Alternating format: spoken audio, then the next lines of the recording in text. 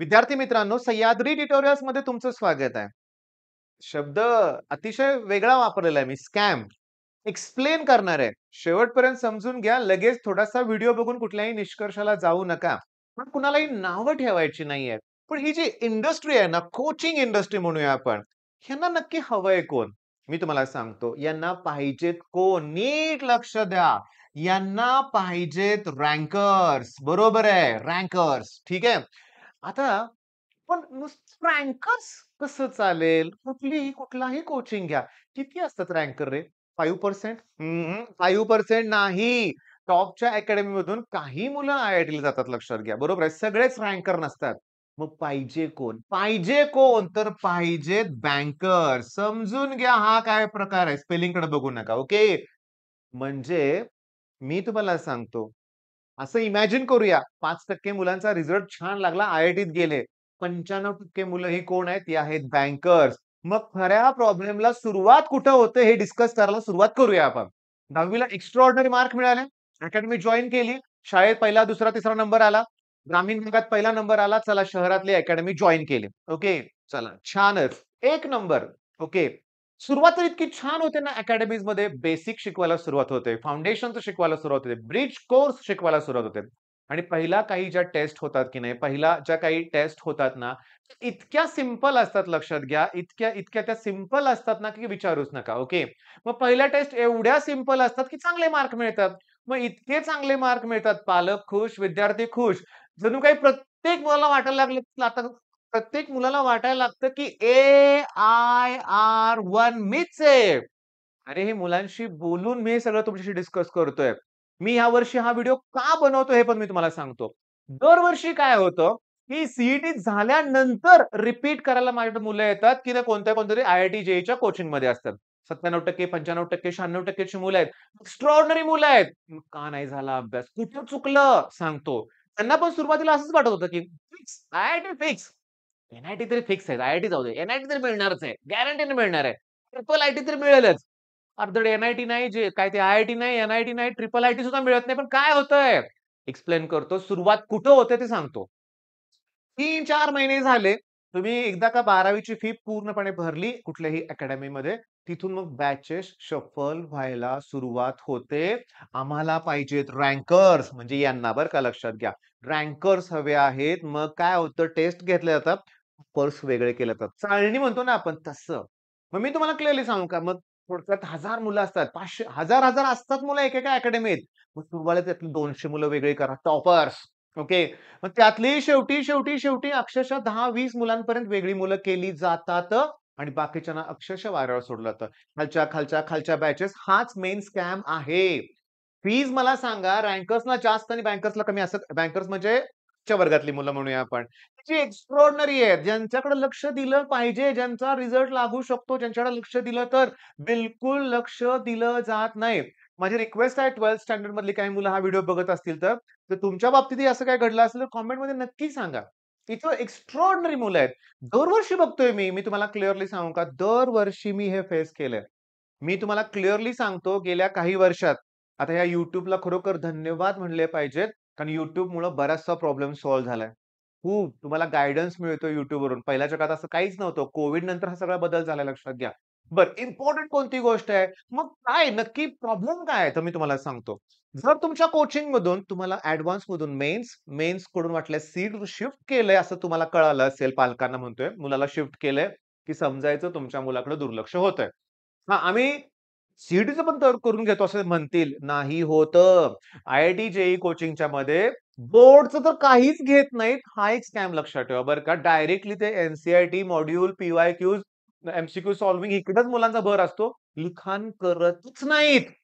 Okay. मी तुम्हाला clearly सांगतो. आता तुम्ही 12th स्टँडर्ड मधली मुलं आहेत, 11th स्टँडर्ड मधली मुलं आहेत. आता 11च्या मुलांच्यावर जरासं मी फोकस ठेवतोय बरं का. तर 11th स्टँडर्डचा मुलगा असेल आणि तुम्ही जर असं शिफ्ट होत असेल, तर मग काय केलं पाहिजे? मी तुम्हाला सांगतो. हा व्हिडिओ बनवण्याचं कारण काय यावर्षी लवकरच माझ्याकडं एक गेल्या आठवड्यात 5 ॲडमिशन झालेले आहेत. म्हणजे अगदी वेगवेगळ्या टॉपच्या अकॅडमीतून मुलं माझ्याकडे आलेत. रिझन हेच. ओके.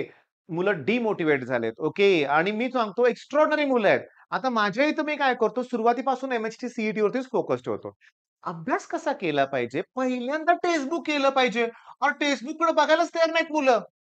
ठीक आहे, ऑनलाईन कोर्स घ्या. माझा पण कोर्स आहे. भरपूर आणखी चांगल्या शिक्षकांचा कोर्स आहे. नुसतंच व्हिडिओ बघतायत मुलं. Facebookकडे दुर्लक्ष होतंय. तर माझी स्ट्रॅटेजी तुम्हाला मी क्लिअरली सांगतो, की टेक्स्ट बुक सॉल्व्ह करा. टेक्स्ट मधली कन्सेप्ट झाली, की तिथलेच न्यूमेरिकल सॉल्व्ह करा, एक्सरसाइज सॉल्व्ह करा आणि मग एम-सी-क्यूकडे जावा तुम्ही लक्षात घ्या. बरं, आता मी तुम्हाला सांगतो. सांगतो व्यवस्थित. बिलकुल डिमोटिव्हेट व्हायची गरज नाहीये या स्टेजला. जर असं घडत असेल किंवा तुम्हाला अवघड वाटत असेल, जेईई मेन्स किंवा जेईई ॲडव्हान्सची तयारी तुम्हाला अवघड वाटत असेल, तर वेळीच सीईटीकडे शिफ्ट होणे गरजेचं आहे. पण तिथं सीईटीची तयारी तरी होते का? हे पण क्रॉस चेक करा. क्लिअरली काय होतंय मी सांगतो. लाखो रुपये फी भरले. 10वी तुम्ही टॉपर आहात. कसं बोलायचं पालकांशी, की मला समजत नाहीये? हा एक मोठा प्रश्न मुलांसमोर आहे. कसं बोलायचं, की मला हे जमत नाहीये? पण मला एक सांगताना अतिशय आनंद होतोय. बारामतीहून माझ्याकडे एक ॲडमिशन आलंय. ओके. त्या मुलानं स्पष्टपणे सांगितलं, 10वी त्याला 92% मार्क आहेत. स्पष्टपणे सांगितलं, "सर तिथं जे शिकवत होते ना, पटकन मला समजत नव्हतं. बाकीच्यांना समजायचं. त्यांचं स्पीड खूप जास्त होतं, पण मला ते जमत नव्हतं." स्पीड. ओके. 10वी पर्यंत ना सिलेबस तुम्हाला सांगतो शाळेतले शिक्षक खूप छान शिकवतात. तिथंच कळतो बऱ्यापैकी. पुन्हा क्लासमध्ये समजतं, डायजेस्ट वगैरे असतात. सगळं क्लिअर होतंय. पण आय-आय-टी, जेईईच्या कोचिंगमध्ये तुम्हाला ना सांगतो क्लिअरली, क्लिअरली सांगतो, बिलकुल हळू शिकवलं जाणार नाहीये. त्यांचं स्पीड आहे खूप जास्त असणार आहे. आणखीन एक प्रॉब्लेम त्या मुलानं माझ्याशी काय सांगितला, की "सर लेक्चरमध्ये नीट समजत नव्हतं, पण रोज आणखीन डी रोज 200-300 प्रश्नांची डी रोज." ते होत नव्हतं आणि त्याचा प्रचंड लोड येत होता. पण मी तुम्हाला सांगू का, 2 दिवस झाला तो इथं आहे. मग मी काय केलं, पहिल्यांदा मी त्याला म्हटलं, की "पहिला आपलं ॲप्लिकेशन डाउनलोड कर." ओके. बघा मी माझ्या त्या मुलाला काय सांगितलं, की "पहिला ॲप्लिकेशन डाउनलोड कर. सह्याद्री 2027 बॅच ओपन कर स्टोअरमधून आणि ट्रिगोचे सगळे व्हिडिओ फ्री आहेत." ट्रिगोचे सगळे व्हिडिओ फ्री आहेत ते बघायला सुरुवात. 2 दिवसात त्यानं व्हिडिओ संपवले, टेस्ट सुद्धा दिली. चांगला स्कोर पण आला. कॉन्फिडन्स वाढलंय. आणि मी तुम्हाला सांगू का माझ्या हॉस्टेललाच राहायला तो स्टुडंट आलाय. त्याला टेस्टमध्ये त्याला तर चांगले मार्क पडले, पण त्यानं बाकीच्या 30-40 मुलांचे पेपर सुद्धा चेक केले. किती फरक पडतोय, कॉन्फिडन्स किती आला सांगा बघू. मग मी तुम्हाला सांगतो स्कॅन करून जर ॲप्लिकेशन ओपन होत नसेल, प्ले स्टोअरवरून ओपन करा बरं का लक्षात घ्या. मग हे काय आहे इकडं, आपलं Instagramचं पेज आहे. मग हे पण फॉलो करा. मी तुम्हाला क्लिअरली सांगू का, मग हे काय आहे, हे आपले WhatsApp ग्रुप आहेत बरं का. Telegram चॅनल आहे, हे सुद्धा फॉलो करा. आता मेन मुद्दा काय, ॲप्लिकेशनकडे येऊया आपण. ट्रिग्नोमेट्री टूल्स का मी त्या मुलांना बघायला लावलं? ओके, सांगतो याच्या पाठीमागचं रिझन. मी सांगतो. मी सुद्धा 11th-12th मध्ये याच संकटातून गेलेलो आहे. साताऱ्यातला टॉपचा क्लास होता तो मी जॉइन केला होता कारण 10वी मी टॉपर होतो. नाही जमलं तिथं. त्या सरांचं स्पीड सरांना मी दोष देत नाहीये बरं का, पण मलाच ते स्पीड मॅच करता आलं नाही. आता माझ्याबरोबर जी काही स्टुडंट क्लासला होते, त्यांची मुलं आता माझ्याकडे 11th-12th, 8th-9th, 10th ला जॉइन झालेत बरं का. आणि मला एक गोष्ट लक्षात आली, कुणालाच काही कळत नव्हतं. पण मला वाटायचं, "अरे माझा मित्र हुशार आहे, त्याला समजतंय." त्याला वाटायचं मी हुशार आहे, मला वाटायचं हा हुशार आहे. येत तर कुणालाच काही नव्हतं. रिअॅलिटीमध्ये बरं का, 1997 पासून हे असंच सुरू आहे. ओके. काही ठराविकच मुलं आहेत, जे टॉपर्स आहेत ना, त्यांना कळतं, ते पुढे जातात. आपण नुसतं फळ्याकडे बघत बसतो. मग ट्रिगो मला जमलं नाही 11th-12th मध्ये. ओके. मॅथ्समध्ये बाकीचे काही टॉपिक करून कसे ठीक-ठाक चांगले मार्क पडून मी इंजिनिअरिंगला गेलो. M1, M2, M3 नाही जमलं. जेव्हा M3 साठी क्लास जॉइन केला, खूप छान मला क्लास मिळाला. त्या सरांनी मला पहिलं वाक्य सांगितलं, की "फॉर्म्युले येत नाहीत तुला, कसं मॅथ्स जमेल?" सरांचं दुसरं वाक्य होतं, की "फॉर्म्युले पाठ नाही करायचे, त्याची प्रॅक्टिस करायची असते." 12 फ्री लेक्चर्स तुम्हाला देतोय मी. मी तुम्हाला आपल्या सह्याद्री 2027 बॅचमध्ये ट्रिगोचे 12 लेक्चर मी फ्री ठेवलेत. बाकीचं राहू दे सगळं. रिव्ह्यू करा. रिझन काय? Limit, continuity, differentiation, application of derivative, definite, indefinite, application of integration, differential equation सगळ्या ठिकाणी तुम्हाला ट्रिगोशिवाय न्यूमेरिकल जमणार नाहीये. मला माझ्या सरांनी काय सांगितलं, की फॉर्म्युले ट्रिगोमध्येच फॉर्म्युले आहेत. पहिलंच लेक्चर तुम्हाला आवडणार आहे. 9th स्टँडर्ड पासून शिकवलंय मी लक्षात घ्या ट्रिगो. बेसिक एकदम छान. आणि सांगतो जो मुलगा मला जॉइन झाला त्याचा मित्र पण पुन्हा जॉइन झालाय. सांगतो क्लिअरली नोट्स त्यांनी बनवल्यात. एक्स्ट्रा ऑर्डिनरी नोट्स त्यांनी बनवल्यात. तुम्हाला स्वतःहून बनवायच्यात. तुम्हाला रेडीमेड नोट्स पाहिजे असतात. सर द्या की पी-डी-एफ. सर हे करा की नाही रे, स्वतःच्या नोट्स बनवा आणि पुन्हा नेक्स्ट नुसती पेज चेंज केली की सगळं आठवायला लागतं. बरं मग आपल्याला बॅच चेंज केली असेल अकॅडमीमध्ये तुमच्या लक्षात घ्या. तुम्हाला ती धोक्याची घंटा आहे. वेळीच निर्णय घ्यावा लागेल. आणखीन एक सांगतो मोठा स्कॅम काय होतो, आता माझ्याकडे मुलं येतात. मी क्लिअरली सांगतो. वेगवेगळ्या अकॅडमीतून मुलं येतात. प्रॉब्लेम काय होतो, की टाय अप असतो वेगळ्या कॉलेजशी. तुम्हाला जर 11th मध्येच ती अकॅडमी चेंज करून 12th मध्ये दुसरा क्लास लावायचा असेल, मनात विचार येत असतील, तर 11th मध्येच क्लास सोडा. तुम्ही 12thचा एक दिवस जरी अटेंड केला, तर ते अकॅडमीजमध्ये तुम्हाला 12thची सुद्धा फी भरल्याशिवाय डॉक्युमेंट्स देत नाहीत. इंटरनल कॉलेज, डमी कॉलेज सगळा चुकीचा प्रकार चाललेला आहे लक्षात घ्या. तिथं पालकांची हॅरेसमेंट होते. माझ्याकडे मग एखादा मुलगा आला, तर तो दुसऱ्या त्या क्लासची कॉलेजची सगळी फी पण भरल्याशिवाय डॉक्युमेंट्स दिले जात नाहीत किंवा थोडीशी मनात भीती राहते, तुम्ही आमचा क्लास सोडलाय, तर प्रॅक्टिकलचे मार्क्स आम्ही देणार नाही. इव्हन तुम्हाला सांगतो अटेंडन्स जरी कमी असेल, तरी क्लासेसवाले धमकी देतायत, की आम्ही तुमच्या बोर्डचा फॉर्म भरू देणार नाही किंवा कॉलेजशी टाय अप करून मुलांना जबरदस्ती फी भरायला लावली जाते. आम्ही बोर्डचा फॉर्म भरणार नाही, फी भरा. हे सगळे स्कॅम चुकीचे चाललेत बरं का. आता ह्याच्यावर बोलू का न बोलू हा बरेचसे मुद्दे होते लक्षात घ्या. पण बोलणं पण गरजेचं होतं. कारण क्लिअरली 5-5, 6-6 लाख रुपये पालक भरतोय. 11वीतच दोन्ही वर्षाची फी भरतोय. हां, थोडा डिस्काउंट काय दिला जातो, की लगेच पालक भरून टाकतोय.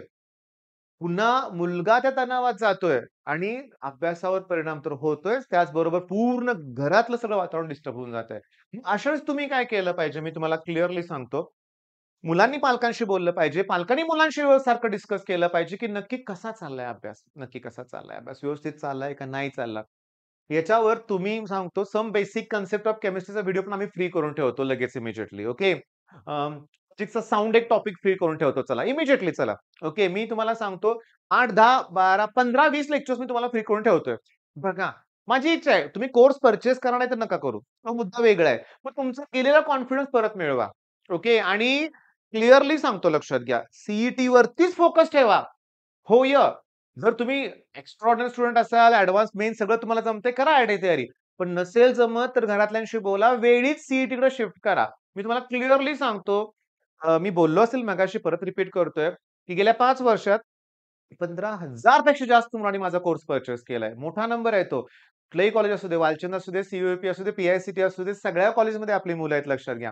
चांगला त्यांचा रिझल्ट आहे, एक्स्ट्राऑर्डिनरी. पण ह्यातली 99% मुलं जेईच करत होते. लास्ट मोमेंटला ते माझ्याकडे आले होते. तुम्ही तर सुरुवातीपासून याल माझ्याकडं आणि मी सांगतो सह्याद्री 2027 बॅच बद्दलच मला बोलायचंय. म्हणजे जी मुलं सध्या 11th स्टँडर्डमध्ये आहेत त्यांच्याबद्दल मी बोलतोय.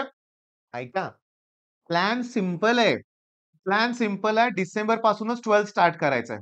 ओके. मग डिसेंबर, जानेवारी, फेब्रुवारी, मार्च, एप्रिल आणि मे मधले काही दिवस. म्हणजे 5 ते 6 महिने आपल्याला मिळतायत.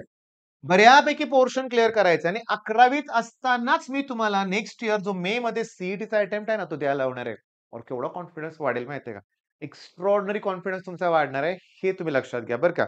बरं एक काम करा, एक राहिलंच बरं का, राहिलं नाही, आहे. इथं हे 2 नंबर तुमच्याकडे आहेत. तुम्ही एनी टाईम याच्यावर कॉल करा. 11th स्टँडर्डची मुलं. हे आपलं YouTube चॅनल 2 आहेत. हे पण फॉलो करा. ह्याच्यावर तुम्हाला काउन्सिलिंग रिलेटेड सगळं गाईडन्स मिळेल. म्हणजे डॉक्युमेंट वगैरे सगळ्या गोष्टी खूप गरजेच्या तिथं मिळेल. हे आपलं चॅनल तुम्ही तर सबस्क्राईब केलंच असेल. नसेल तर पहिल्यांदा ही दोन्ही चॅनल सबस्क्राईब करा. ओके.